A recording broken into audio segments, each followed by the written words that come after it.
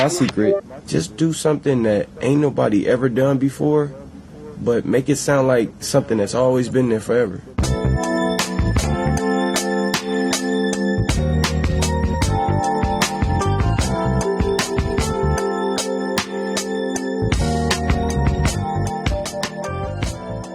And that was the meaning of life.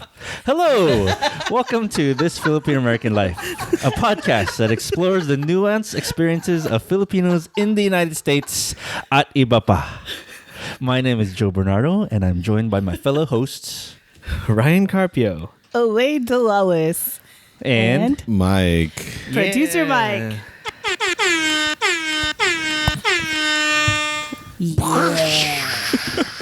God. That was a great intro, Joe. Good job, Thank Joe. you. I mean, we just had this long conversation what the meaning of life was. and we figured it out. Yeah. Great. ham horn. And apparently the meaning of life is air horns. Yes. So again, welcome to This Filipino American Life. This is a new edition, 2018 edition, coming out in February, right? Yep. You just want to say new edition. Yeah, I always like to say that. Candy girl. Today's episode is brought to you by Ava Piccinini. Puccinini. Ava Piccinini. Ava P. Yeah. Thank you, Ava P. Yes. Is that a joke name or something? No, it's a real name. Thank kidding. you I'm sorry, for Ava. your contribution as a TFAL. We appreciate you as a Patreon. You are the awesomeness. Awesomest? Awesomeness. Awesomest. There you go. Awesome sauce. Awesome sauce. Yes. So today we will be discussing. What are we discussing, Mike? We will be talking about. What are we talking about? Mike, what are we talking about? Caregivers? PWC? Is that what we're talking Is about? that what we're talking about? Today we'll be talking about Filipino caregivers and talking to an expert and organizer in the field, one of our really good friends, Aquilina Soriano-Versoza. Yes. Yes. She'll be on a little bit later, but in the meantime, We have a few questions for our esteemed panel. who's is the us. esteemed panel? I got all excited. I'm like, who is this esteemed panel? I'm like, I don't see anybody. Oh, it's us. Got it. Good job, Ryan. Yeah, esteem. We're very esteemed. When we go to the shower, there's lots of esteem. So wait, what do you guys know about caregiving and caregivers? All I can think of is, wasn't there a movie recently about that? Recently, About or like caregiving? 20 years ago, called Anak. with No. Vilma Santos. That's not the only movie. I could have sworn there was one called Caregivers or something, right? Maybe. Maybe. Yeah, so caregiving is an industry that many Filipino Americans are, and actually just Filipinos in general throughout the world, are involved with. They serve as caregivers, as domestic workers, but really taking care of the elderly.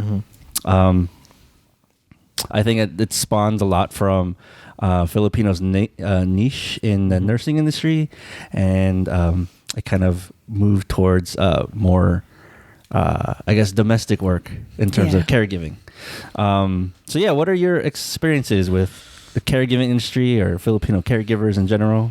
So my experience is personally, like my family, my sister was a caregiver for a while. I think for a few years for an older man, and so I know that she was well taken care of by the person who's very well off, probably a guy in his 90s. Wow. And she was a overnight caregiver for weekends, and so it has a lot of, we talk about it. She talked about it a lot, and she was very grateful to have a job like that, but she did it for a little bit. And as my parents age, and as I imagine most people whose parents have aged in the Filipino community, there's also this kind of reluctance to use a convalescent home or retirement home, or even the affordability of such. And so one of the choices that some people make, and I know my family's been talking about it, is getting a caregiver for my mom to come to the house to help out a little bit with her care a few hours a day so that my dad doesn't have to do all of it. So caregiving is just, I think at some point it's always kind of touched my life, whether it's through the job that afforded my sister the ability to, pay bills or whatever, and also personally for our aging parents or uncles or aunts or anything like that. So that's what I know about it in terms of just the need for it and the kind of like the market for it, I guess, in a sense, for my sister to have a job in that field. Yeah. Lady? I've had titas and titos be caregivers. And I think one of my titas is currently a caregiver for like an elder person. When my mom got sick, we had a couple of caregivers come and take care of her because my dad was working full time still, and then I was in college, so like I didn't have the capacity to do that. And then actually, even when I did graduate from college and like I had a job, we had a caregiver to be with my mom in the day. And they did like light housekeeping too in the house. And that was a real bizarre adjustment because like I'd never had a cleaning lady or a yaya or anything like that. So I didn't know how to act because it felt weird to have like a stranger in my house. Like, and they were like doing my laundry or like, and I was like, and I actually had asked her like, oh, it's okay, you don't need to do my laundry. Like I didn't want her to, but she was like, no, it's fine. And I was like, no, please don't do it. Like this is, I didn't know how to function that way. Yeah. But since then, like my dad does like a lot of the caregiving for my mom now. And it's something I think about because like down the line, like my parents are getting old in age and like how will that work and whatnot. Yeah. How about you, producer Mike? I mean, to tell you the truth, I don't think I really even understood what that was until like a lot later. Because I guess like, as my grandparents got older, they basically became like my caregiver and they kind of just hang around the house. And it's like, I had never imagined even like that we would send them anywhere else. Right. Like the idea was like they would just basically like, either go back to the Philippines and just kind of retire there or whatever, just live there for the rest of their lives. And they did eventually. But, I didn't even know that retirement homes were a thing until I had to volunteer at one as a high school kid in my 1 year of Catholic school. And I realized like, though there's like, older Filipinos that were living there. But I never thought of the idea that like, that somebody would, live with somebody and take care of them, as their job. Because that's not something I really ran into, like, growing up in Oxnard, or I guess I just didn't encounter for some reason. So, as I kind of learned more about it, was just kind of like, like, you mean they have to like be there all the time? Do they have to be like awake all the time and, make sure that they're alive all the time? It just seemed like who would want to do that, and like how much would that cost? You're not realizing that there probably isn't a lot of people who really would want to necessarily do that, but by whatever circumstances they kind of do that, and don't make a lot of money doing it on top of that. So, something that I've kind of come to understand over time, but wasn't something that I really even knew about or really dealt with. I mean, the one thing that I did know about was like the whole concept of like yayas and other stuff. And I don't remember if we talked about that in the past episodes or whatever, but that was something that was also kind of very new to me the first time I went to the Philippines and encountering something like that. And so, a lot of these things weren't like things that were part of my family's life, but as I've come to learn about it, I've become very interested in like, how does that fit into kind of our understanding of the Filipino American community as a whole, I guess. When you think about like giving care or caregiving, right? It doesn't sound like it's supposed to be a job, right? It doesn't sound like it's supposed to be like even when you babysit younger brothers or sisters or even younger cousins, if you're in the family, you're kind of expected to babysit, right? I never thought about it like Mike was saying. I never thought about it as a job. And when your parents get older or your grandparents, you never think about caring for them as a job until you realize how difficult it is to care for someone who's aging or even for younger kids. All the things that give them kind of like dignity for the older parents and the way they function around the house, etc. It ends up being reasonable that it is a desired thing for your family to be cared for in the right kind of way. And for some reason, you're right, Joe, like there is a niche environment for Filipinos. I guess we're caring, we're caring people, family oriented. Well, I think that's what has drawn a lot of employers to hiring Filipinos is because their kind of experiences and reputations as nurses, as kind of giving care, and in a sense, they're kind of racialized and gendered as hospitable. They could take care. You could trust them. Yeah. They speak English. So those are kind of the ways why Filipinos are hired.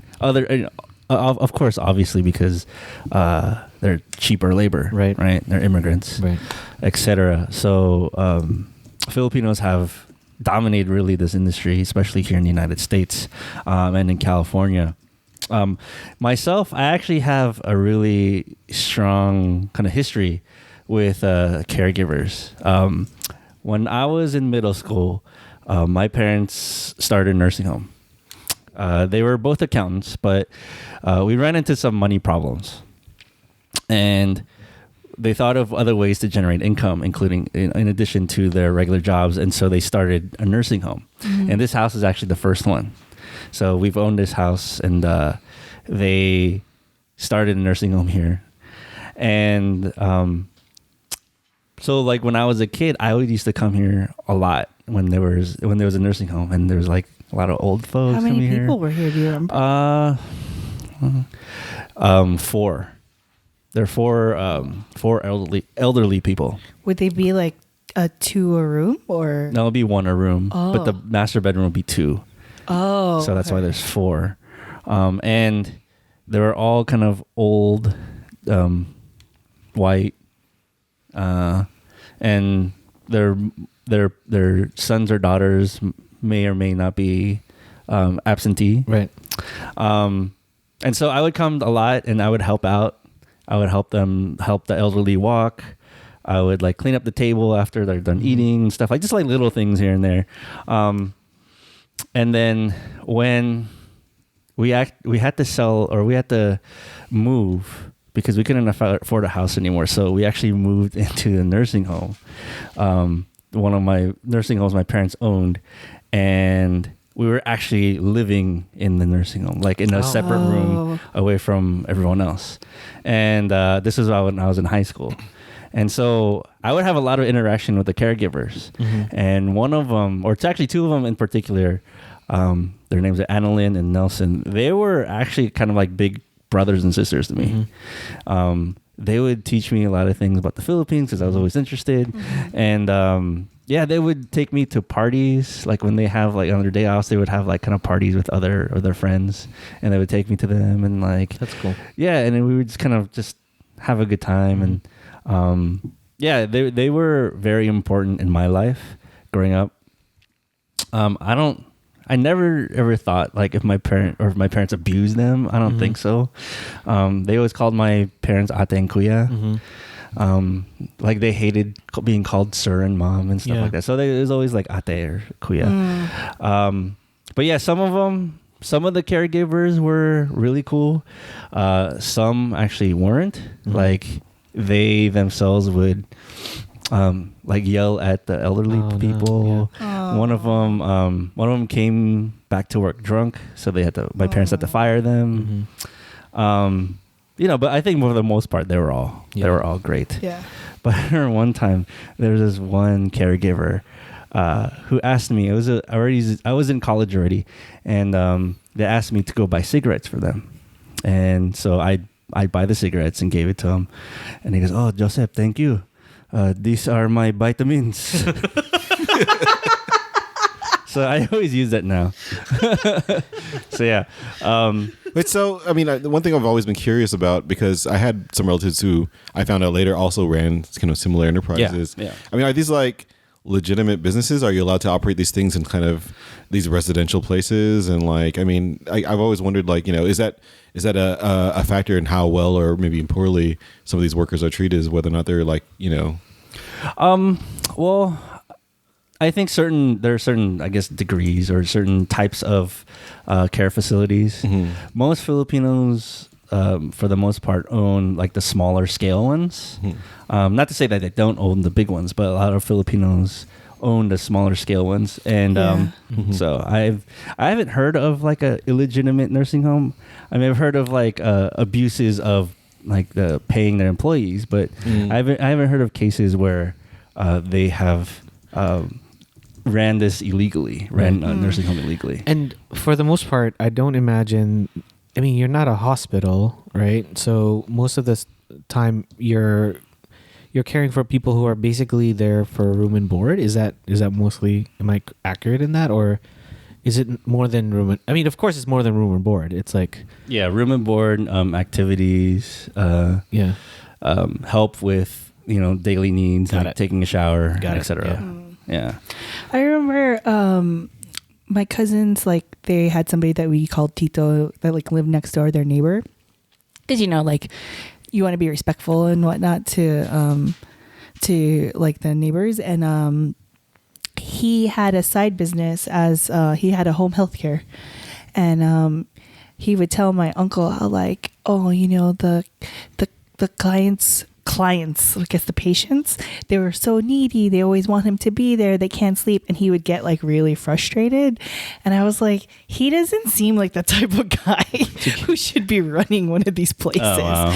So I don't know how long they kept it, but like years later, I found out he, like, ended up being, like, a car salesman, because, like, that was an easier job for him, or, like, a better job. But I just remember thinking, like, oh, it's interesting who opens, like, places like that, like, who opens those businesses, because it's I would want, like, somebody who is getting in that field to be, like, a helper, like, type of person, like, to really care for these older folks, because it's like a quality of life situation. Yeah, I mean, I know people like my cousin. He tried to start one and it didn't work out. Like after 2 years or something, he shut it down just because it's a tough job to run. But yeah, a lot of Filipinos who do own it hire Filipino caregivers, that's kind of a niche that Filipinos have. I have a quick question for you all. Would you put your parents into a nursing home, some kind of board and care facility?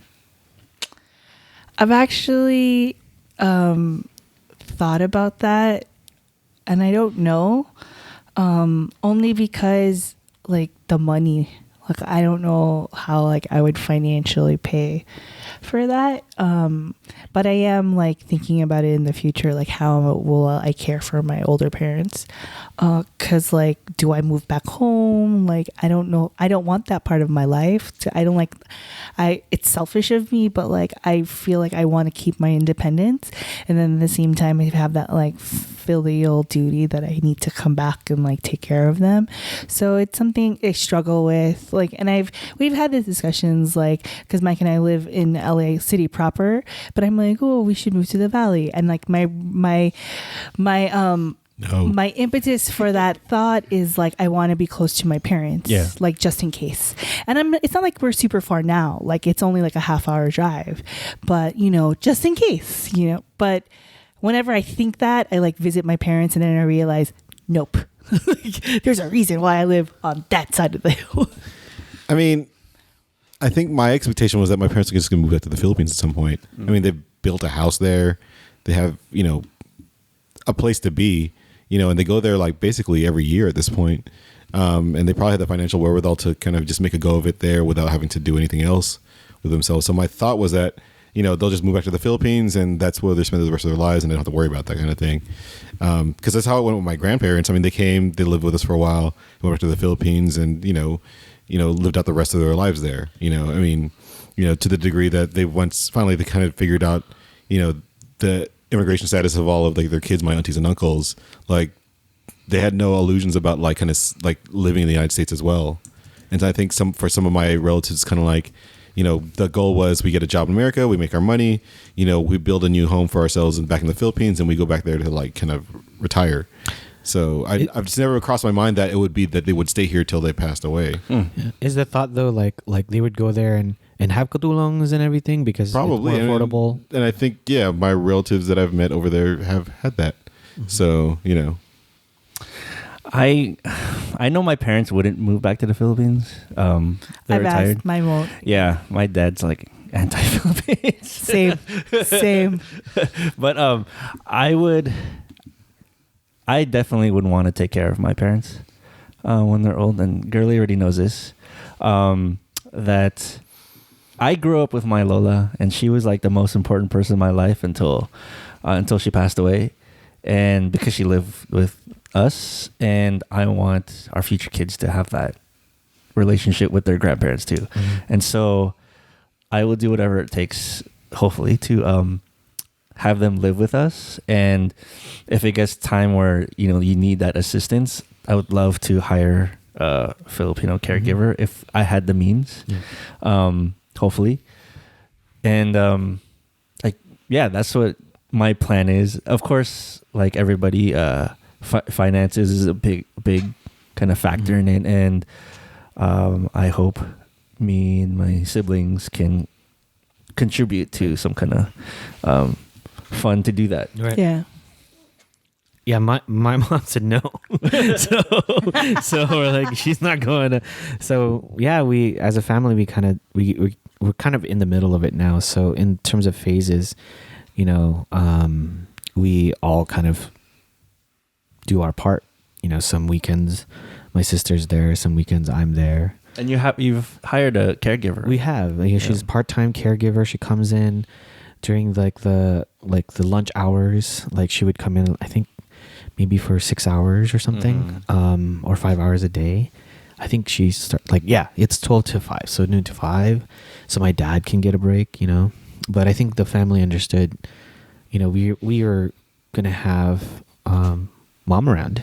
We're not gonna put her in a home or anything like that. One, because she didn't want to, and I don't think any of us really wanted her to be in one. It just didn't make a lot of sense to us. Her mom lived with us for a little bit when we came to the States. So my grandma, also very important in my life. So I learned a lot from her until she had to go back to the Philippines. But no, retirement home or those kinds of homes were never really in our vision.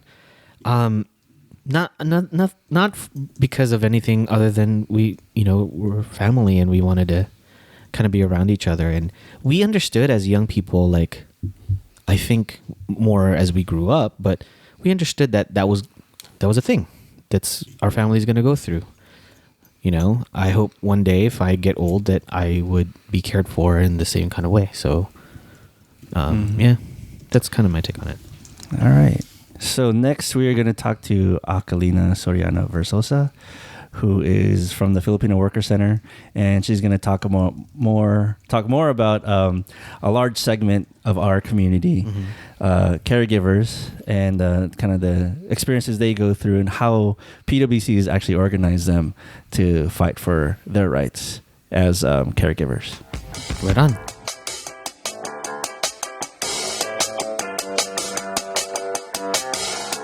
Ever wonder how someone can send you a cup of coffee through the air? What? I love coffee.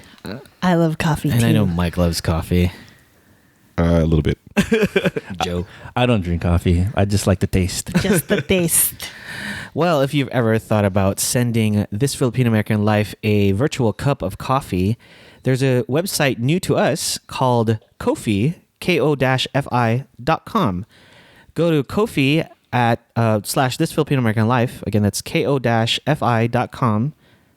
Filipino American Life, and buy us a cup of coffee. How much is a cup of coffee? I don't know, like $3. What? Fancy pants. I don't know. I heard some good cups of coffee cost like around $1 million. This is true. If you ever want to virtually buy us $1 million cup of coffee, feel free. This is another way for you to contribute to This Filipino American Life. Buy us a virtual cup and keep listening to our podcast. Thanks.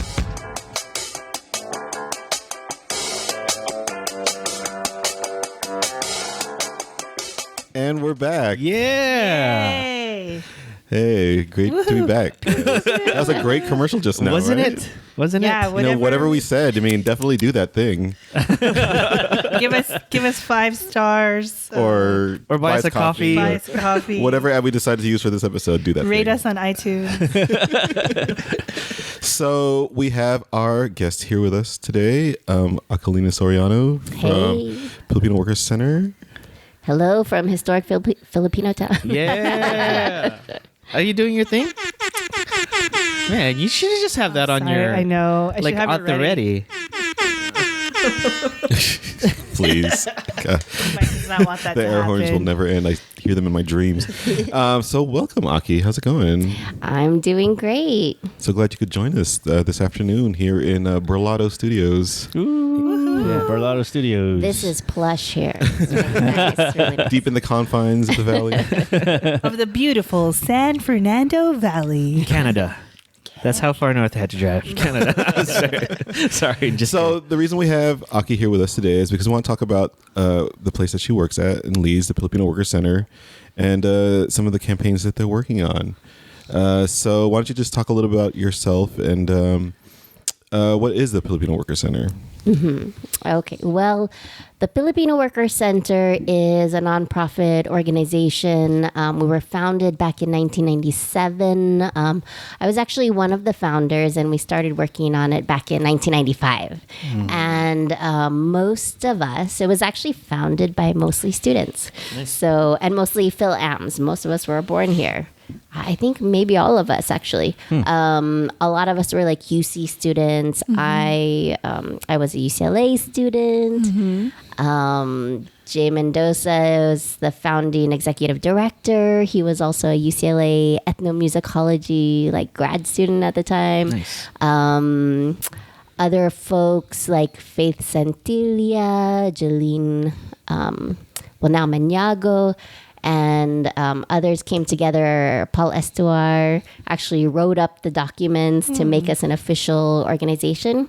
And we got together because we saw that there was something missing in our community. So we saw that there was like youth organizations like SIPA. There was some for the seniors, like FASG, but there wasn't really an organization that was talking about workers and like the basic issues that workers face. And, we just saw that most people thought that, all Filipinos were professionals. And if you thought of Filipino workers, low-wage workers, you thought either in the past, the Filipino farm workers or overseas with the overseas workers. But you didn't really think about low-wage workers here in the United States today. So, and we actually didn't even know who are the Filipino workers today in the United States. So that's what we set to find out. Like we wanted to know more about working class Filipinos, what they were doing, and then how do we start to build leadership? Because we were influenced by kind of like the Philippine movement there for national democracy. We were also influenced by the worker centers here in the United States, like Koreatown Immigrant Workers Advocates, and so we wanted to figure out how to build leadership, because the role of workers in like a larger movement we saw is really important in terms like the leadership that workers could bring to any kind of community or any kind of movement for social justice was important. So that's what we wanted to do here, and that's what got started. So I want to explore that a little bit more, and maybe lay the context for how the era in which Filipino Workers Center came together. And so Filipino Workers Center is in Los Angeles. Right now it's located in historic Filipino town. I don't remember if that was always the case. We started in historic Filipino town, although it was not yet designated as such. And then we moved for a while to Koreatown because Kiwa actually gave us free office space to support us to get started. So we were actually the Filipino Workers Corner for a while. And they let us use their copy machines, everything. They supported us and just taught us with a lot of their experience. And then until finally we were actually able to, get our own office. We had an office on Beverly for a while also, actually right next to where, right across from Parkview. And I think that's where Bootleg is, like on that Bootleg side of the Theater. street still. And then we were able to, settle into the place where we are now, which is now the site of our new building, Larry Itliong Village. Great. And I guess, to help folks understand also a little bit more, and you touched on it a little bit, but what was kind of the state of the Filipino American community in Los Angeles during that time, around the time that PWC, coalesced and became, organization? Well, I mean, a lot of the things are similar to now, where there's a lot of immigration, a lot of new immigrants as well as a whole population of long time, either born here, raised here, or long time immigrants. But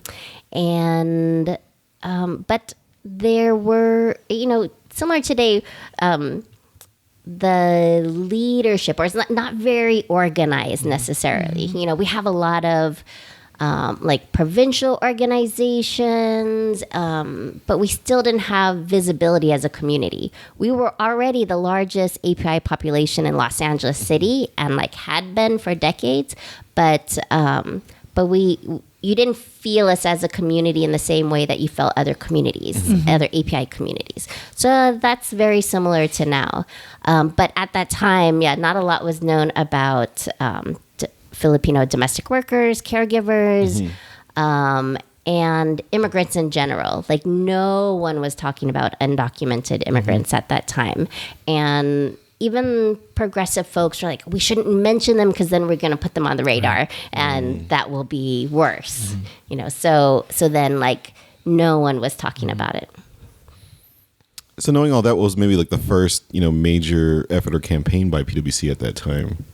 Yes. I mean, so first what we started to do, PWC, we always combine what we do. Kind of our strategy is like figuring out what are services that people really urgently need that are actually getting in their way of also thinking long term, because it's like kind of day-to-day survival things or things that are really important. So we combine services along with like providing spaces for leadership development as well as advocacy. And so the first thing that we started to do was like food distribution was one of the first things. So we found these 10 apartment buildings that were almost 100% Filipino, like low-income Filipinos. So what we did is we started taking food distribution to them like on a monthly or a weekly basis, so that we started developing a relationship with the folks in that building and could start to build trust with them. And so after doing that for maybe 6 months to a year, we actually could go into those buildings then, knock on the door and have them welcome us in. And then we started to survey and got to know them, what their situations were, what jobs they were in, what were their most pressing issues. Because if we had done that without first, we did try knocking on the doors and no one's going to let you in. I mean, because there's so many issues of immigration and different things, but after the food distribution, we could knock on the door and say, hi, we're PWC. We're the ones who bring the food every month. And they're like, oh, come in. You want a merienda? Like the fear is sort of subsided. That's good. Yeah. And so that's how we actually started the initial base of our Association of Filipino Workers, by organizing those buildings. Because we started to look at, most of them said that their main issues were employment, one, either finding employment or having good employment. Two was health issues, like being able to have access to health, as well as the third one, I believe, was immigration. Yeah. So through that kind of trusted relationship, and as we started bringing resources to people, those are the three things that came out as like their biggest issues. Has it evolved since then? I mean, I know that, you've been with the organization a few years now. Have those issues really changed, or are they kind of like the similar still till today? It still resonates with immigrant populations and kind of like workers in general? I mean, those overall categories are still very much main categories of issues that people face, but the specifics of it also are a little bit different.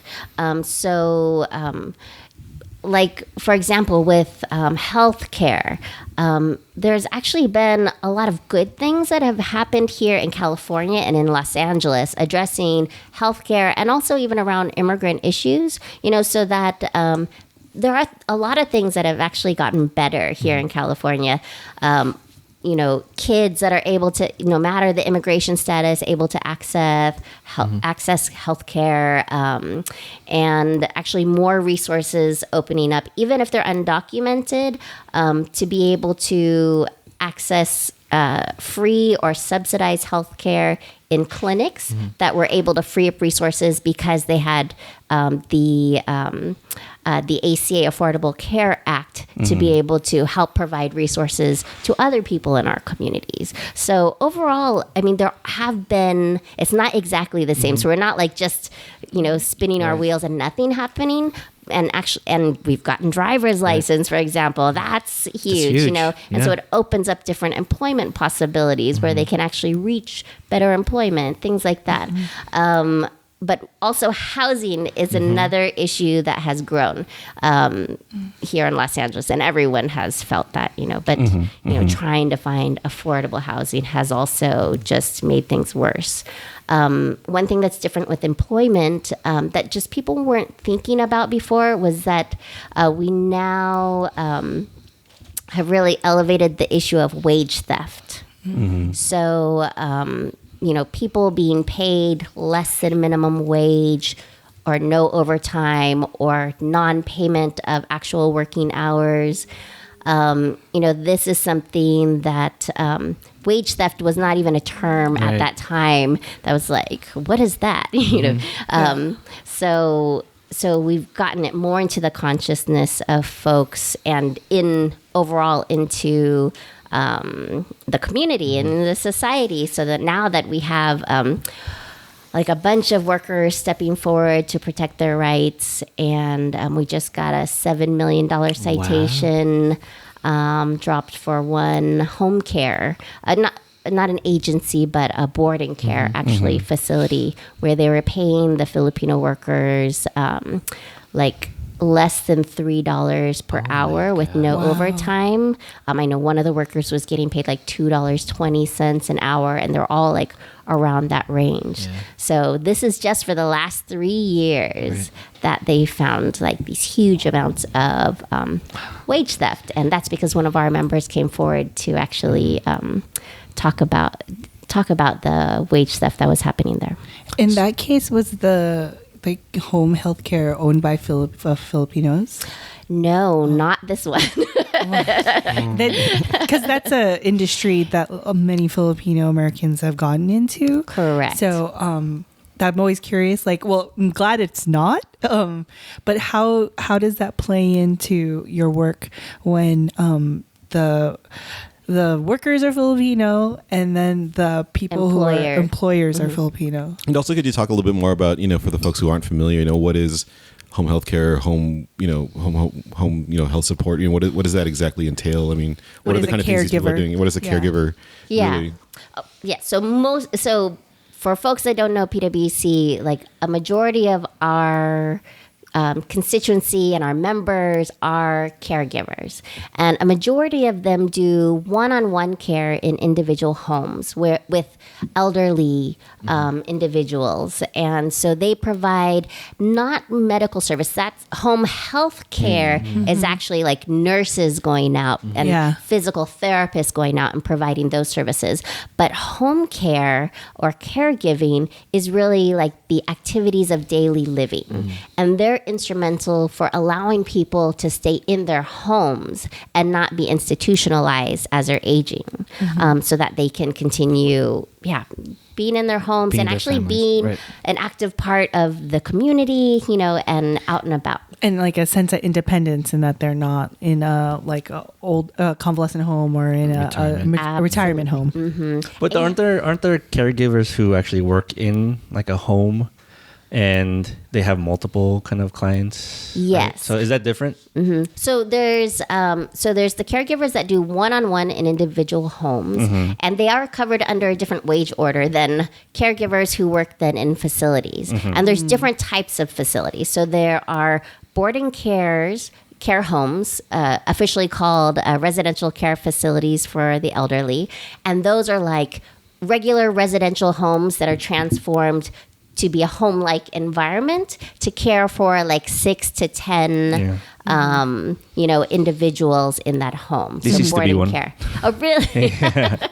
Yeah. The studio, you mean? Yeah, Berlado. Berlado Home Health Care. It used to be called Porter Ranch Summer Home for the elderly. Really? Yeah. Oh, wow. Yeah. It sounds so positive. Yeah. And sunny. I looked at myself and I'm like, oh, I'm elderly now. I'm like, that's where I'm hanging out.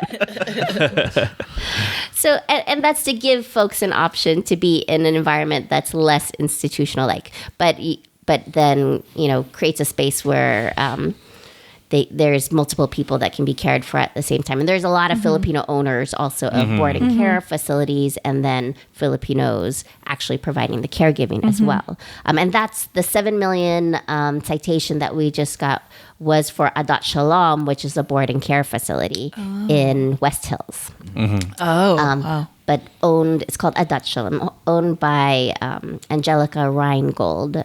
She's, I believe, Russian Jewish. Okay.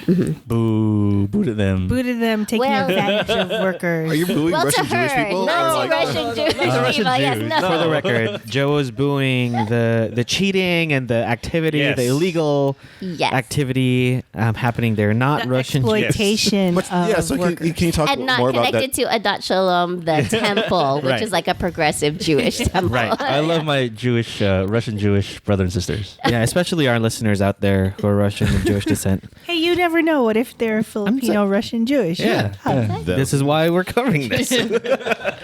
And then there's also convalescent homes, which are like larger homes with lots of beds. But even in these smaller boarding care facilities, it's usually like six beds or 6 individuals that like 2 people are caring for. And it's very, very difficult work, Yeah. like 24-hour care, Yeah. where a lot of them are non-ambulatory, so they have to be turned every couple hours. Yeah. There's lifting, so there's showering of all these folks, feeding of everyone. Some of them have different levels of dementia, so that then they have to, the caregivers need to always be alert in case someone might wander off. Some of them get aggressive. So we Yeah. know a lot of caregivers who have been like, hit and kicked or hit with canes, all different kinds of things. But because it's the level of care, not because it's malicious necessarily, but because usually levels of Alzheimer's or dementia. And a lot of times they don't get a lot of sleep. So they get to kind of rest here and there, but they got to be alert all the time. Yeah. And it's super difficult, not just physically, but also emotionally, Yeah, because you're that's taxing. also working with people, Yeah. right? And some folks who were, as you age, like you were used to being fully independent, right? And then transitioning to where you're not, have to rely on other folks. It's not always a happy place, right? Yeah. And it's like helping folks with end of life issues or helping to bring some kind, if you can, I know a lot of the caregivers try and bring some kind of like quality and interest and joy into life, but it's very difficult when you're like so overworked and tired. Yeah. So, we know that a lot of Filipinos are caregivers and kind of dominate that kind of niche industry. How did PwC just start organizing caregivers? Actually, we didn't want to start organizing caregivers because it's a very difficult industry to organize. People spread out all over the place, especially so many live-in caregivers where maybe they have 1 or 2 days off a week, or Yeah. sometimes they might have 1 day off a month. It depends. So they're very difficult to reach out to. And it wasn't easy, but as we started to do our work and started meeting more and more people, we just found that there were so many caregivers in our community, Yeah. and that the stories that we heard about their situations, how much they were getting paid, they were the ones that we found were like with some of the worst situations, some of the most exploited. So we really wanted, so we decided we had to, because this was a part of the community that was just, behind closed doors, suffering and isolation. Yeah. But that we found that these caregivers like had all different kinds of backgrounds. Most of them actually are like professionals in the Philippines, right? So teachers and nurses. So some folks are getting nurses, and even we had like a neuroscientist, a neuro surgeon. Wow. Yes, who was a member who was working as a caregiver, right? So these very overqualified, but then businesswomen and, engineers all working as caregivers, and partly because that was the type of work that they could find. It was either barriers because of immigration status, and not just because you're undocumented. It just can be because you're new to the country. So that all of your experience and former like schooling, degrees, and work experience in the Philippines didn't is translate. not valued here. Yeah. And if they're older also, there's how the Age job market discrimination, yeah. is, Age discrimination. especially since all the economic crash and everything. But, it's really hard for them to compete. Well, especially because it takes, upwards of 20 years for, Filipinos to come here in some form or another, even if through like kind of the usual channels, maybe even longer. Yeah. And so inevitably when they do come here, they're already kind of like out of the traditional kind of age bracket for the current, hot job markets. So, Yeah. So, you talked about how a lot of caregivers are geographically spread and they work, numerous hours, 24, sometimes, 24/7, only 1 or 2 days off. So how did you kind of organize them? I mean, was it all word of mouth? Was it just, how? So one of the key strategies has been really services. So like being able to provide things that will bring folks to us. So once we identify and we were able to find people who were living in the apartment buildings, for example, we started there. We had 100 members, almost all of them caregivers, who started as our founding members of the Association of Filipino Workers. And then from there, we started to figure out what are the things that like are really critical to them. So immigration services, for example. So we have low-cost immigration services. We have, we started doing free tax preparation and free processing of ITINs, individual tax identification numbers.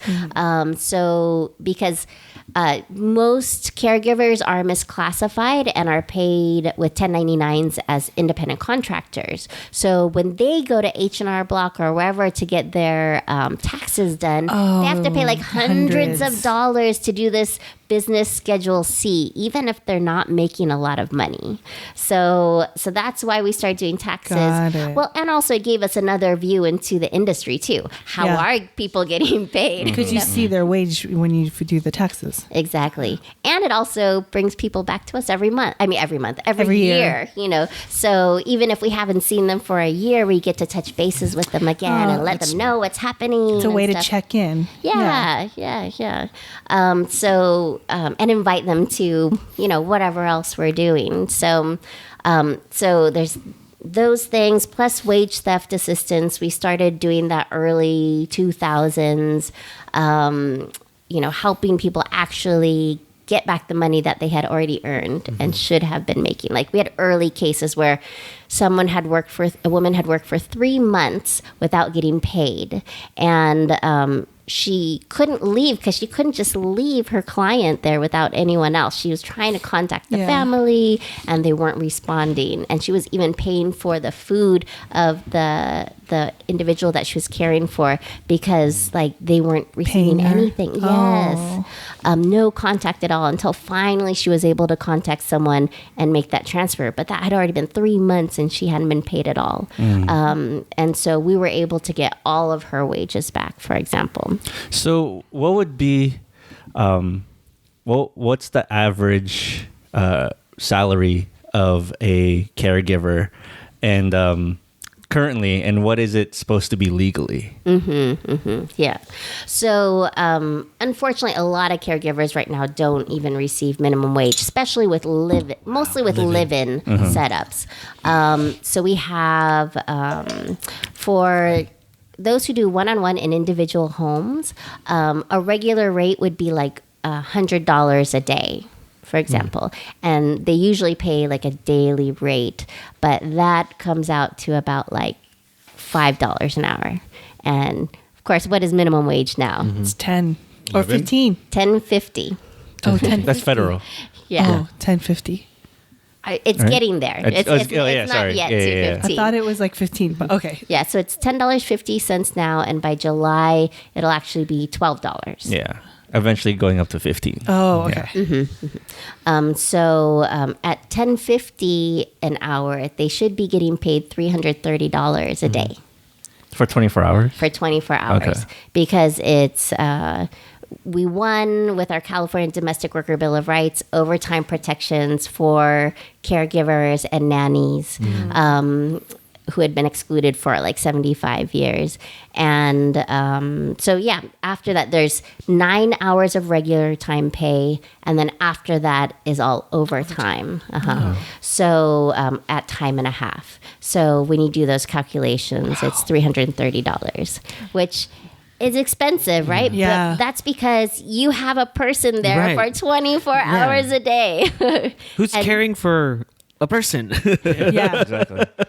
So you'd think it'd be like the most like That best seems paid. so little Oh, my goodness. to really, if you think about it, like to watch over somebody who is elderly, who is losing their memory, and who is, like that's a lot. And I always, in my experience, I always saw like the caregivers, they look like people who would have been like my tita or like my auntie. And I'm always like, I always wondered like, how do you physically do this job? Because there's a lot that goes into it. Like you said, like moving people, like if they're in the beds, like There's a lot of injuries, like- back injuries. yeah, that's what I was thinking. Like, and it's so much, and it just kind of like, I always think of the movie Anak with Vilma Santos. I mean, granted, that was in the Philippines, so it's different. And like, and her character was in Hong Kong, but like the abuses are like they that goes beyond the countries. Like what happened to her character in Hong Kong obviously happens in Los Angeles or in other like cities in America. So- Yeah, because domestic workers are all over the world. Exactly. Yeah, and Filipino domestic Yeah. workers Yeah. are all over the world. In England, they actually use the term Filipina as equivalent with caregiver. Yeah. So like, do you have a Filipina? That means wow. you have a caregiver. Yeah. Yeah. Oh, I think it was in the dictionary in Greece. In Really? the Greek dictionary, it was Filipino as a domestic worker. I remember like 15 years ago, I had gone to London and I was just like, I was a tourist, I was backpacking, like totally doing that. And people totally thought I was someone's nanny. Not a caregiver, but like they just assumed I was the nanny. Wow. Yeah. I was just like, I'm a tourist. Yeah. I think one of the things that's been difficult and a challenge for us to organize is that there is so much shame around being a domestic worker and a Yes. caregiver. Yes. Especially when you come from being a professional in the Philippines. So part of what we've been doing is also like, how do we make this culture shift? Not just in the Filipino community, and we're also doing it like with the larger community, but domestic work takes care of the most important things in our lives. So our children, our elders, and our houses, and it's a basic infrastructure that makes everything else run and makes all other work possible. So we're also lifting the dignity of the work because it is very important work and sometimes we call it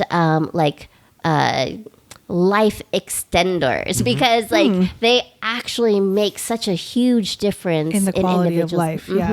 And then other families are able to continue going to work and knowing that their elders are being cared for, in a great way.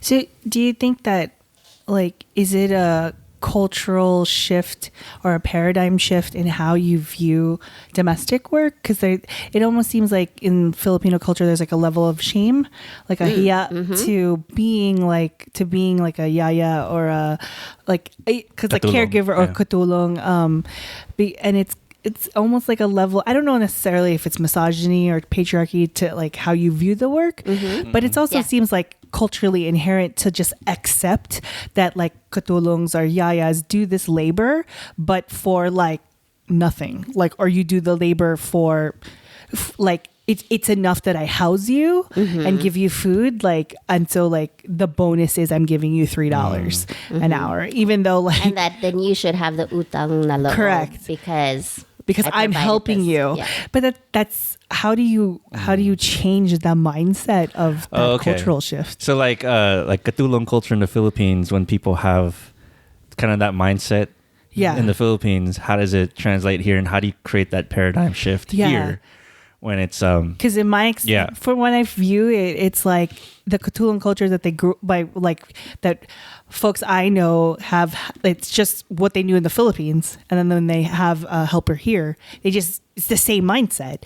They don't, there's no shift in like, well, I'm in America now, I need to pay them a living wage, or like pay them like the minimum wage.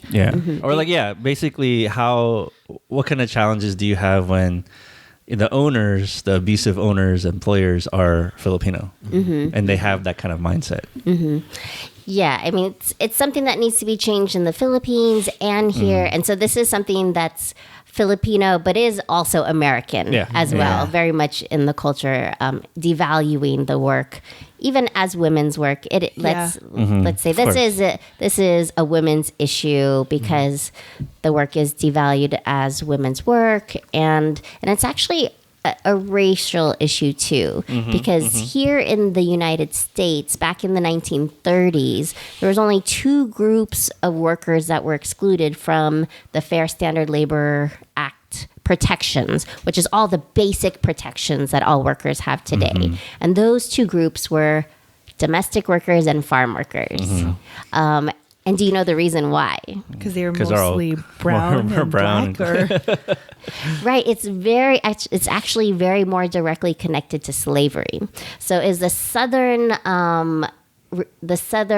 legislators that did not want to, they actually wanted to take out all African Americans and exclude them from the FSLA, the Fair Standard Labor Act. And then when they weren't able to do that, they said, let's do the next best thing. Let's exclude domestic workers and farm workers because that's mostly where they are. Yeah. And that has then transpired to impact Filipino Americans who do that labor now. Yes, where the demographic has shifted, and now there are a lot of immigrants playing these roles. Yeah, and it's not just Filipino Americans, because this is something that impacts Latino Americans, like West Indians who are like on the East Coast who also do like this type of labor. Because it's like in California, the norm is a Filipino is going to be the caregiver, right? But like in different areas, like West Indian immigrants are doing the same type of labor. And there's still a lot of black women doing caregiving in the South also,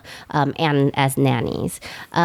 So now to your question in terms of like the Filipino owner of a business, like, and who are employing Filipino workers, paying them less than minimum wage. What we've found is that, one, the workers are like hurt also. Like, it's like, wow, this is like my own kababayan and they're doing this to me. But they had to kind of break out of a mentality to that, well, at least they gave me a job. And that's what the owners always tell them. Like, you should be grateful to me because I gave you this job. They pull on the heartstrings of their fellow Filipinos. And just intimidation. So not all Filipino employers are like this, of course, but the ones that we've seen who were like big violators of the wage laws, there's different levels, and there are some that like, there are affordability issues in this industry. And so there's some Filipino owners that aren't able to pay the full like legal like wages, but they also respect their caregivers, and a lot of times they were caregivers before as well. And so it depends, and then we see some of these employers who are Filipino. So for example, we have a big case with Health Alliance Nurses Corp right now, and that is owned by Emeline Entino Nishi, and she's Filipino. So she was paying, she'd been paying folks like $90 a day up to kind of the highest I think was about $120 a day. And she's not a small agency either. She like employed like 200 caregivers. Oh, wow. So she's one of the bigger agencies here in San Fernando Valley. And the workers partly really wanted to hold her accountable, not just for the levels of wage theft, but because how she was treating them. She would yell at them. She would swear at them. She would insult them. She would, intimidate them. So she didn't treat them with dignity. no, not at all. Yeah, we had one worker who was given this assignment as a reliever, first time to care for this client. And so she went there and she wasn't informed about any of the problems of the client, that she actually had mental health issues. And so while she was there in the middle of the night, the woman had like a psychotic episode or something where she was delusional, thinking that the caregiver was sent to murder her. Yes. And so the caregiver is sleeping on the couch, and she gets pulled off the couch by the woman that she was caring for, and she got attacked by her, kicked and hit. And of course the caregiver, she knew like this was like a mental breakdown. She didn't fight back, but she ran. She was hiding. She got her head slammed into the counter. Oh my gosh. And the woman went after her with a knife also. So like she thought, this is it. I'm like dead, and she was able to finally get out, escape, and she was like hiding in the bushes until finally like an hour later the police came. And the response of the agency was, oh, the owner's mad at you because you lost her a client. That was their initial response. When they thought that she might sue her, that was another response. But so that's the kind of care that we saw. So that's a case that you guys are still working on right now with that? Yes. So, and you talked about some of the cases that you guys have, won, but, what are the kind of tactics you guys use to kind of, at least kind of engage with these owners and engage with the community, really, to kind of either make them aware of the situation or to kind of get them to kind of recognize, the fault? What have you done that's, been successful?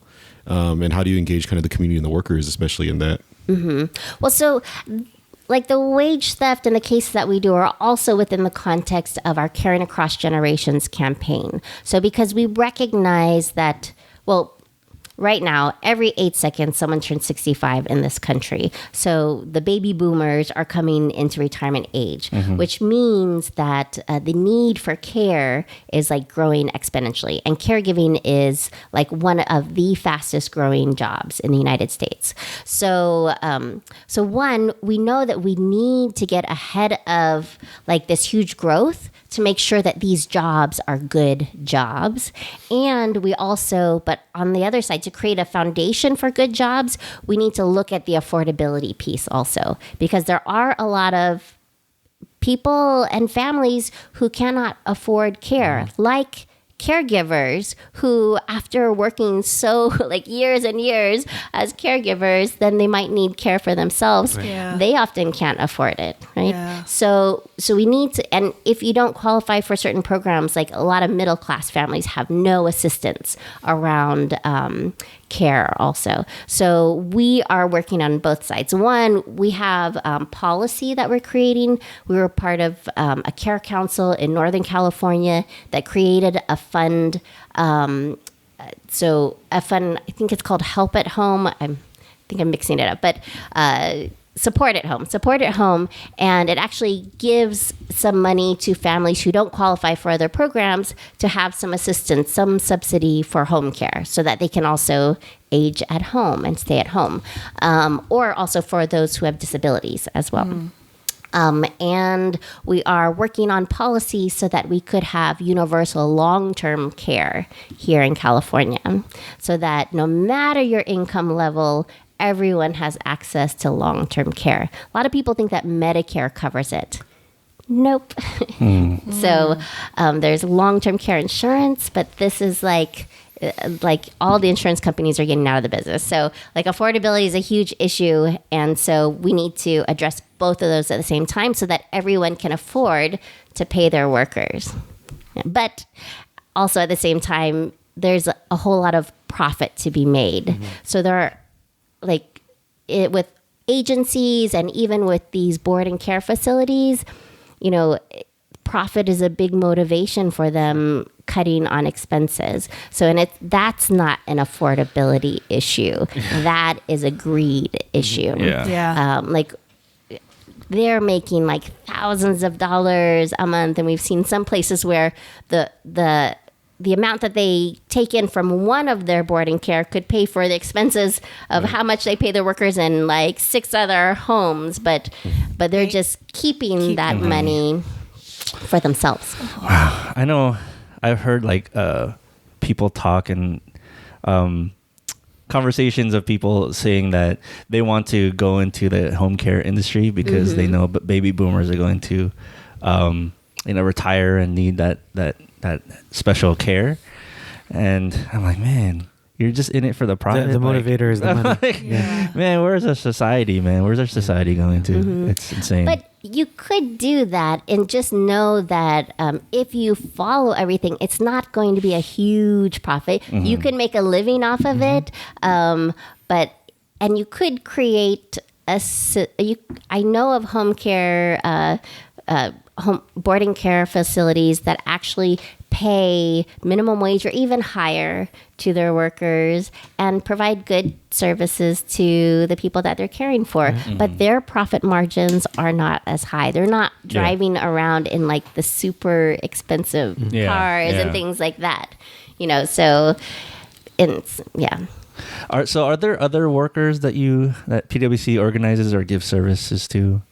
We're open to all workers also. It's just we have that expertise around Filipino caregivers, but especially kind of Filipino immigrants in general. So like with the immigration services that we have, we also do workforce trainings in general for caregivers. So that's still caregivers, but we also do workforce certifications. We have housing as well at our building, low cost and affordable housing there. Yes, and hopefully I want to do more. Yeah. Nice. You got the bug. I think it would be great if we could have a building here in the San Fernando Valley. Yes. That would That'd be awesome. Yeah. In Orange County, San Diego, we need to spread the love around. Yeah. The current building is called Larry Itliong Village, right? Yes. Yeah. The first building named after Larry Itliong. Yeah. So maybe when you open one in the San Fernando Valley, it could be the Veracruz Village. Yeah, exactly. Cool. Or what's Ben, there's 3 of them. Ben something. I forgot. Pete Velasco. Pete Velasco. Sorry. I was looking for I'm like, Ben? What am I? Ben Manibog. So obviously PwC is a nonprofit, and nonprofits struggle from time to time. What has been PwC's secret sauce, or how has PwC survived more than 20 years or almost 20 years? Yeah. At times we've had our ups and downs also. There's always challenges, especially like you can't do anything about economic crashes in society, and everyone dealt with that. But I think part of our secret sauce, as you would say, one is that we're building on the leadership that we're building in the community also. So it's not just only staff driven, but it's also really building from the leadership in a more collective way. So we have a council of leaders that's elected by members themselves who are helping to provide guidance for the organization. But also I would say we're really focused on trying to have impact. So, and do really concrete things. So, Show dinner dances. I kid. every week. Festivals. A Miss PwC. That's coming up. The sash is already made. I made it. I'm just kidding. Do you have a crown too? We just focused on not necessarily, trying necessarily to be visible, but we wanted to first build a really strong internal organization that was really functioning and doing things. So for a while, that meant that we really were not so much involved in the broader Filipino community also, because we just felt like we also needed to focus on the things that we were doing. We only had so much capacity starting.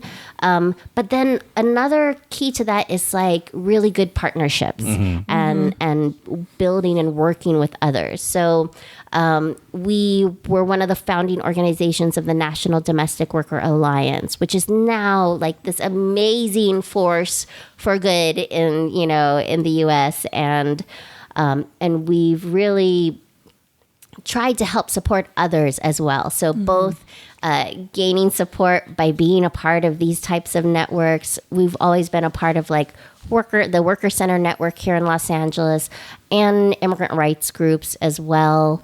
And then with the California Domestic Worker Coalition and the National Domestic Worker Alliance, like that's like a network where we've been able to share our experience with other similar organizations. Like there's a fire in Chicago and other groups around. Yeah, what other groups are there? Filipino Kitchen in Chicago. They mentioned a fire, and they were telling me, Sarah Lynn Pablo, hi Sarah Lynn, she was telling me about the work that a fire does, and it's really similar to what PwC does. So they felt like, oh, it's like a sister organization. It absolutely is a sister organization, and we've like helped to share kind of like, I mean, we don't need to necessarily reinvent everything over and over again. Yeah. So just sharing the things that have worked for us. And so now they have, and then figuring out based on the situation there, but they have a membership now of caregivers, and they've been a part of winning a domestic worker bill of rights also in awesome. Chicago. That's awesome. In Illinois. Yeah. Yeah. Yeah. And there's also Filipino Advocates for Justice, in Northern York. California. There's Damayan in New York. I have friends there Jersey. too. Yeah. And there's and here in California, kind of a part of the broader California. I think they're also affiliates of NDWA is Filipino Migrant Center, as well as Filipino Community Center, or PAWIS, also up in the Bay Area. Oh, yeah. Okay. Awesome. Powys, I like that. And I would say also, maybe one of the unique aspects, or maybe you touched on this, all throughout, is that you guys have always focused on kind of building community internally and externally, right? And for the sake of disclosure, I've been somebody who's been coming to the Filipino Workers Center, for the last couple of years, as a resident of Filipino town, but also just somebody who's wanted to kind of just help out here and there. Elaine has done the same. Joe, I believe you're on the board. What? So- Board member. But I mean, it's been a part of our lives, even if we never really always either worked directly at PwC or even did anything specific. Even when we were working on kind of our own projects, using PwC as a home base for things like, we work on immigration issues, or even like when we had DJ classes that were hosted there for a long while. It's always been kind of seen as like this central hub to the community. Yeah. In historic Filipino town. And it's funny because one of my good friends who hasn't been plugged into the Filipino American community, but I would mention we do work with PwC, and she'd be like, oh, my cousin is a part of that, and her cousin was John Zaloro. And so I used to joke with her all the time, oh yeah, we saw John at the May Day March, and he was doing the chants, and John Zaloro has since passed away, but he's a founder of PwC, correct? He's a founder, and then he was also a board member for a long time. Yeah. And he was just his spirit, it's funny because I know his family in a different context, and it's nice to see that there's still a piece of John there. So I just absolutely, yeah. And I think we just try and bring a spirit of positivity and how we can all work together. Yes.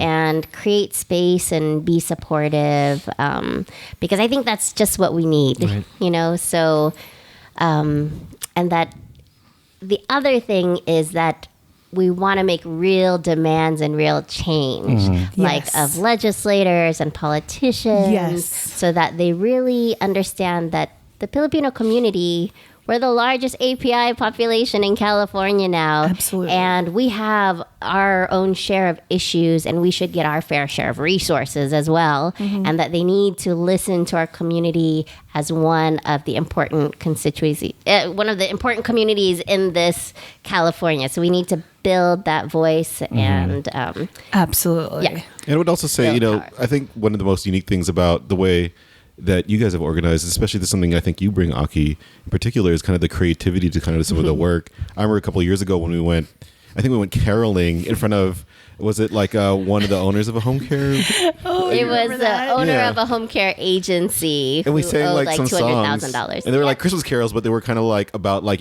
how they were like, How they were stealing from the stealing workers. wages from the workers and things like that. And it was, it was so random and it was so hilarious. It was really random. It was like in Burbank, and we my were just goodness. like out there. And also, like, I mean, I think just in general, like, with every event that we've attended, you found a way to kind of bring in kind of elements of song and kind of harkening back to the days of like the early labor organizers who would use kind of like the tying in with like kind of folk music. And, I mean, I think that creative spirit that PwC represents, and maybe some of that's rooted in your past, which Good job, Mike. Yes. is a segue to something that I was like, where's Mike Where's with going? this? Where are you And going, Mike? this is a segue to something Elaine wanted to make sure that we touched on and talked about. So, folks may not know, but in the 1980s, there was this amazing movie called Troop Beverly Hills, starring Shelley Long and none other than Aquilina Soriano at that time.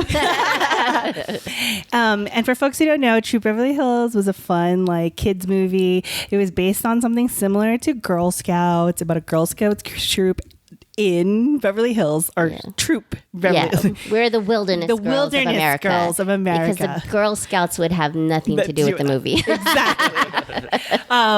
And as a child, I watched that movie repeatedly because it was on Channel 5, but also because your character was supposed to be the daughter of someone similar to Ferdinand Marcos and Imelda Marcos. I was the exiled dictator's daughter in That's the troop. right. Yes. And your special badge that you taught the rest of the troop was money laundering, which I thought was amazing. Well, exactly how to launder money and crush a revolution. Yes. Which I found out later the revolution had never been crushed. But there is a fun song that was sung in the movie, and I believe it's called Cookie Time. Do you happen to still know this song, Aki? I think I know most of it, actually. Oh my Yes. goodness. Because So, as we like to sing on this show, I think Elaine is asking you if you can sing Cookie Time. I mean, And you can join along if you know it. But It'll just be Elaine. gather around you, friends of mine. We're wilderness girls and it's cookie time. We work hard and we play fair. So buy a box and do your share. I forgot what it is.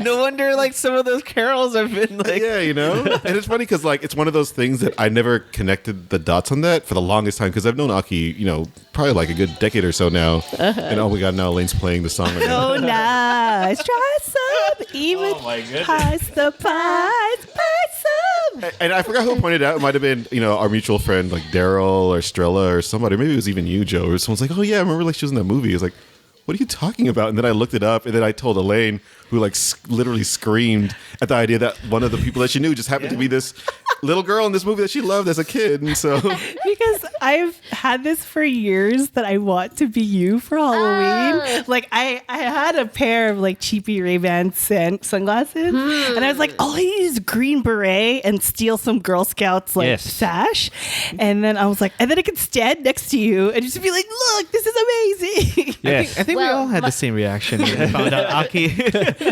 My daughter actually dressed up as me for Halloween last year. That's so cool. I have one of my outfits from the movie there. Oh, you still have it? I do, and I have a watch that's a wilderness girl watch as well. So maybe for Halloween, if you want to borrow my. I just remember, like, I really wanted Shelley Long's one of her like wilderness girl like troop leader outfits. Designer. The designer one, because she had like a I forgot. It was just like, oh, it's so amazing. Well, one thing that's really funny is that the man who played the Marcos lookalike, Yes. my dad in the movie, he's a doctor in Beverly Hills. Shut up. But he's not a real actor. He just did like cameos. Is he Filipino? He looks so much. Yes. Oh, okay. Because he looks so much like Marcos. And his brother is Jose Maria Sison. What? No. Right, one of the founders Choma. of the National Democratic Movement in the Philippines. kidding? Yeah. Wow. You're kidding me. This is That is like the most blowing my mind revelatory- right now. That the person played Marcos. And his brother was very willing to play that role, that character. I mean, it's a kids movie. No, but like you're gonna play Marcos. He did it several times, so it wasn't just Troop Beverly Hills. It was like kind of a thing that he did. Oh, like whenever they needed a Marcos lookalike, they tapped exactly. Yes, Oh, that's That's cool. I mean, amazing. now that I think about it, it's like it's good because then the brother can actually parody him. him. Yeah. So It's really wow. funny. Wow. What about the fun Emilda? fact. Was she like Filipino too, or was she like just some Asian lady that they She put a bouffant hair on? She was like Filipina and Japanese, actually. Oh. Was it Tamla Tomita? But in, I know. Was it Tamla Tomita's mom or I don't know. I don't remember. or her sister? I don't know. So yeah, I just thought I would be remiss to not at least bring that up. Yeah. Thank you for Especially because bringing I it wanted up. to bring it up. So. And the skills of acting and Hollywood actually are Fairly- transferable Yes. and helpful to this kind of work, like I doing mean, public because you're speaking talking and to singing. folks and Yeah. singing. Yes. I mean, there's a song, your billionaire song, that we have heard many times over. In different PWC events, Aki has sung a song that sounds like Bruno Mars's Millionaire, Yes. but she twists it, and the lyrics are like, if what was it? I want to get rid of all millionaires. Yeah. So friggin' bad. I mean, yeah, because you guys, if you're using your money for good. So I'm so very glad that you didn't become a huge Hollywood star because you are a bigger star now Agree. than any movie star would ever be. So Agree. you're amazing. Thank you.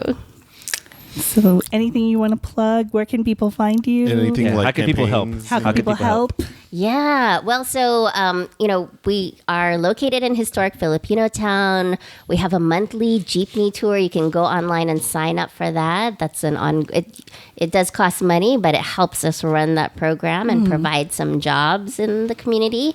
But also, you can join. We have a Sama Sama fund, which helps, it's an emergency fund that helps us if there are Filipinos who are going through deportation processes, that we can help them with representation.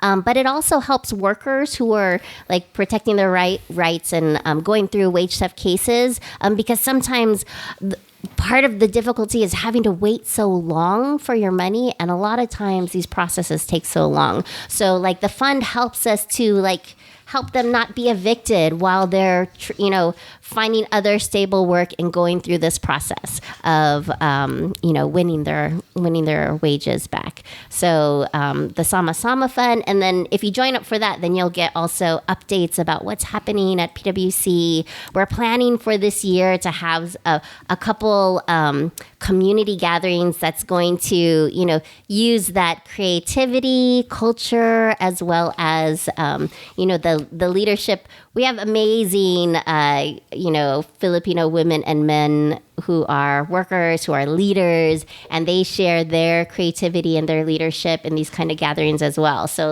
we're gonna create some fun and meaningful community gatherings through the year. So if you go on our website, www.pwcsc.org, you can sign up for our newsletter. And you can like us on Facebook too. Yes. Yeah, and if you go on the website right now, you see a lovely picture of Joe Bernardo. What? on the PWC 20th anniversary celebration. A few highlights. I had no idea. Yeah.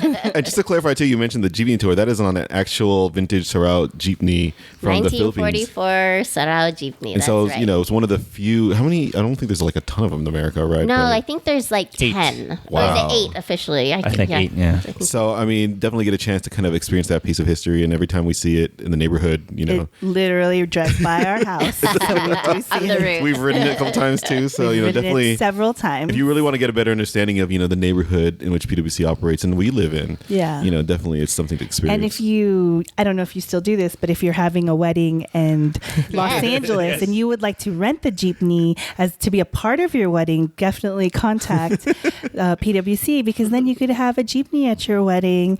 And I could say that me and Girly were the first ones to rent the Jeep That's right. we could say for our wedding. We are the that Mike and second Elaine or are the third? second ones to have it at the wedding. I am not married, so I'm thinking about it. The bachelor party. Full disclosure. Party jeepney. Hey! Full disclosure, we totally did that because Joe and Girly did. yeah, we copied. We copied you. Oh, it was awesome. But so thank you so you. much, Aki, for being with us. Well, thanks for having me. Definitely hope to have more conversations in the future. Thank you for all that you do. Yes. Agree. Thank you for And singing Cookie thanks- Time. Yeah. And thanks for having this podcast. I'm a big podcast listener. Yay. And so I've always been waiting, "Oh, where's the good Filipino podcast?" And It's then us. you guys created it. Yay. Yeah. Good and one of the only, right? Or, Yeah, there's a few. There's a few. But or the standard bearer. we're the standard. That's right. Default. Yeah, We if try you, to be the If you Google this Filipino American Life, I think it's us. I think we're one of the top ones. Next to how to learn Tagalog. And if you have any thoughts or experiences with caregivers or whatnot, you can let us know at 805-394-TFAL. You can give us a voicemail message. You can text us. You can email us at thisfilipinoamericanlife@gmail.com. Yeah, and we are here to hear your thoughts and give you our random ramblings. But, you know. I forgot one thing really go quick. for it. Since you guys have a great audience, we also have a really big and growing human trafficking survivor program, and that, you know, this is mostly for labor trafficking. And so if you think by any chance, or maybe even not, but if you were brought here by an agency, or you worked in really bad, egregious conditions, just reach out to us anyways, because you actually and like your passport was held or something like that, or you had to get into great debt to get here and to work here, you could be a human trafficking survivor, and we could help you with like direct assistance. We can actually directly pay for rent and like basic necessities while we're helping you to process your T visa, which then is a pathway to citizenship. So if you know of anyone, we've had some people actually report like their neighbor, they were suspecting that maybe the neighbor had a domestic worker that was being trafficked, and it's actually been the case at some time. So either if you know of someone or you yourself have experienced this, even if it's in the past, reach out to us, and because we may be able to help you. Great. Thank you, Aki. Thank you, Aki. Thank you. Appreciate it. This Filipino American Life is produced by Michael Nailat. Our intro and outro music is by Roger Habon, aka 10.4 Raj. Resident reality checker Girly Colado, legal advisor Rianne Fajardo, and graphic design by Vincent Collyer.